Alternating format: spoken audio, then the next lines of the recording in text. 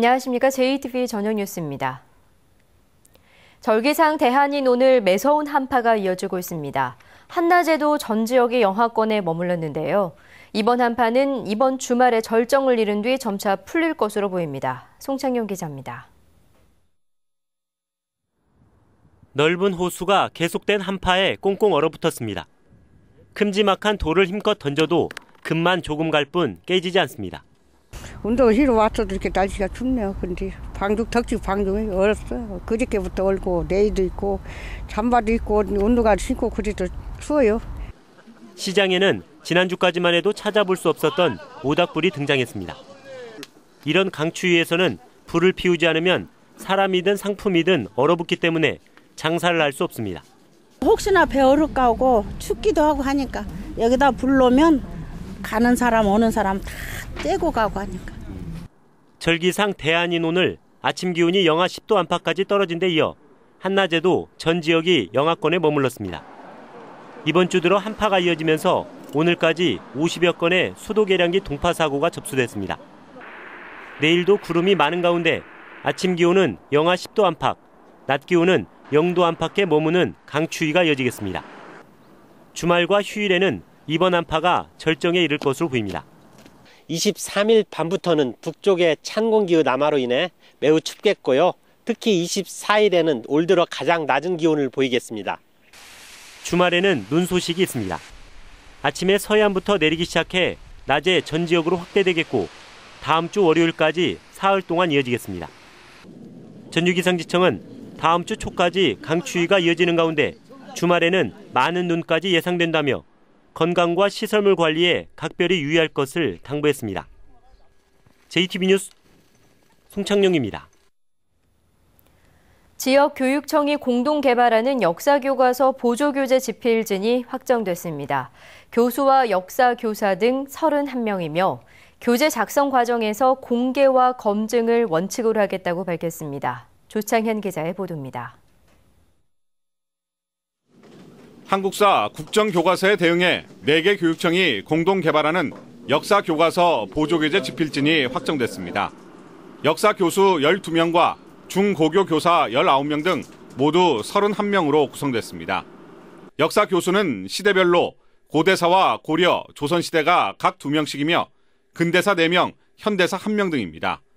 근대사는 논란의 여지가 많아 집필진 수를 가장 많이 배정했습니다. 교수 집필진은 전북교육청이 4명, 세종교육청이 2명, 광주와 강원이 1명씩 추천했으며 역사학교에서 4명을 추천받았습니다.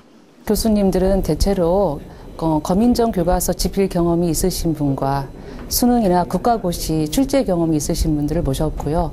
학회에서 명망 있고 전문성이 있으신 교수님들로 추천받아서 구성했습니다. 앞으로 현대사와 세계사 분야 집필진을 추가해 모두 40명 수준의 최종 집필진을 꾸릴 계획입니다. 집필진은 편찬 방향과 기준을 조만간 확정해 토론회와 공청회 등 의견 수렴 절차를 거쳐 보조교재 내용에 반영할 예정입니다. 역사교과서 보조교재는 한국사 전체 범위 내에서 주제 중심으로 지역사와 결합하는 형태로 제작됩니다. 역사교과서 보조교재는 오는 8월 초안을 발표해 검증을 받은 다음 수정과 보완 작업을 거쳐 내년 2학기에 일선학교에 보급될 예정입니다. JTB 뉴스 조창현입니다. 전주시가 쓰레기를 종류에 따라 서로 다른 업체에 수거를 맡기는 것보다 권역에 따라 수거를 맡기는 게 효율적이라는 용역 결과가 나왔습니다. 하지만 수거업체 축소와 인력 감축이 제시되면서 진통이 예상됩니다. 권대성 기자입니다. 전주시 내 주택가입니다. 제대로 분리해 버리지 않은 쓰레기가 어지럽게 널려 있습니다. 수거업체가 종류별로 다르다 보니 제때 수거되지 못하거나 불법 투기로 이어지기도 합니다. 그냥 갖다 부숴놓고 가고 그냥 음식물 쓰레기 섞어서 갖다 내버리고 서로 협조를 해야 되는데 협조를 안 해요.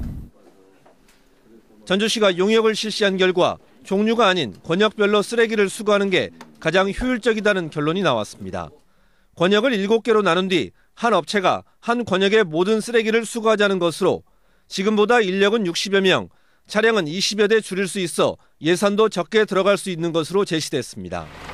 대신 수거업체가 14개에서 7개로 줄어들고 고용 승계에 있어서 혼란 등은 과제로 지적됐습니다. 전주시는 늦어도 2월에는 최종 방침을 정할 계획입니다. 용역 결과는 나왔지만 업체와 의회 등과 이 다양한 의견 같은 것을 이렇게 수렴을 해가지고 최종적으로 저희 전주시 안을 결정 지을 계획입니다. 하지만 수거업체 등이 용역이 잘못됐다고 주장하는 등 반발하고 나서 진통이 예상됩니다. 전주시는 3년 전 용역을 거쳐 쓰레기 수거 방식 변경 여부를 검토했지만 논란 끝에 포기했었습니다. JTB 뉴스 권대성입니다.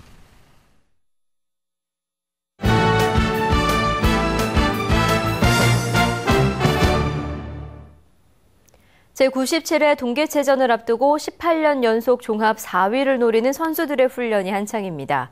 KT 위즈 프로야구 2군 선수단이 익산의 베이스 캠프를 차리고 본격적인 훈련에 들어갔습니다. 스포츠 소식 정원희 기자입니다. 가볍게 얼음을 지치며 패스를 이어받은 뒤 강한 슈팅을 날립니다. 끊임없이 이어지는 재빠른 몸놀림은 마치 실전 같습니다. 97번째 동계체전까지 남은 기간은 이제 겨우 한 달. 18년 연속 4위라는 대기록을 위해 잠시도 쉴 틈이 없습니다. 이 팀으로는 처음 나가는 대회이긴 하지만 애들 여기 있는 같은 팀 아이들이 여러 번 동계체전에 나가본 적이 있고 그래서 열심히 노력하고 있어요. 동계체전보다 일주일 앞서 열리는 장애인 동계체전 선수들도 강원도로 전지훈련을 떠나는 등 맹훈련을 펼치고 있습니다. KT 위즈 프로야구 2군 선수단이 익산에 정식으로 베이스 캠프를 차렸습니다. 선수단은 익산에서 훈련을 하며 올 시즌을 준비한 뒤 올해에만 54차례의 홈 경기를 치를 예정입니다. 또 앞으로 3년 동안 익산시를 연고로 활동하게 됩니다. 시민들에게 프로야구를 즐길 수 있는 콘텐츠를 제공할 수 있을 것 같고요. 아무래도 그 지역 경제 활성화에 좀 도움이 되지 않겠는가. 제57회 전국 유소년 정구대회가 순창에서 막을 올렸습니다. 내일까지 이어지는 이번 대회에는 모두 350여 명의 선수들이 출전해 실력을 겨룹니다. JTB 뉴스 정원익입니다. 전라북도가 구제 확산을 막기 위해 계속 방역 활동을 강화하고 있습니다. 전라북도는 거점 소독시설과 통제초소 40곳에 경찰과 군인 등 100여 명을 배치해 축산 차량에 대한 소독과 통제를 이어가고 있으며 익산 왕궁 등 축산농장 밀집 지역에 소독 방제 차량을 동원해 소독하고 있습니다. 또 8개 도축장에 점검관을 보내 구제역에 감염된 사례가 있는지 조사하고 있습니다. 이상으로 JTB 저녁 뉴스를 마칩니다. 고맙습니다.